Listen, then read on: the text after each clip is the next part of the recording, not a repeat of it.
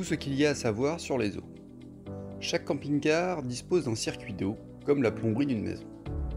Mais pour acheminer toute cette eau, il va falloir que la pompe à eau fasse son travail et propulse l'eau tout le long du circuit jusqu'à vos robinets, pommeaux de douche et chasses d'eau. Cette pompe est électrique et devrait être mise en route lorsque vous utilisez le camping-car. Ensuite, cette dernière gardera en pression votre circuit d'eau et se mettra en route à chaque sollicitation d'un mitigeur ou de la chasse d'eau. La grande majorité des camping-cars disposent d'un interrupteur dédié sur le panneau de contrôle. D'autres, comme certains Immer par exemple, ont leur interrupteur de pompe à eau dans la salle de bain, caché dans un placard.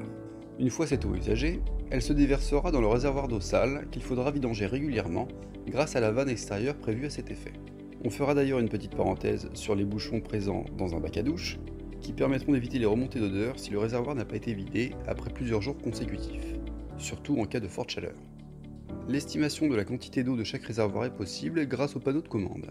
Très souvent gradué par quart ou par tiers, cette estimation n'est pas forcément présente pour les deux réservoirs. Les eaux usées disposeront parfois d'un simple voyant s'allumant quand il est temps d'aller vidanger. On ne le rappellera jamais assez, mais n'oubliez pas d'entretenir régulièrement tout votre circuit d'eau. Cela passe par les produits dédiés et par une vidange systématique dès lors que le véhicule ne sert pas plus d'une semaine. Encore une fois, surtout lors des fortes chaleurs. Bonne route!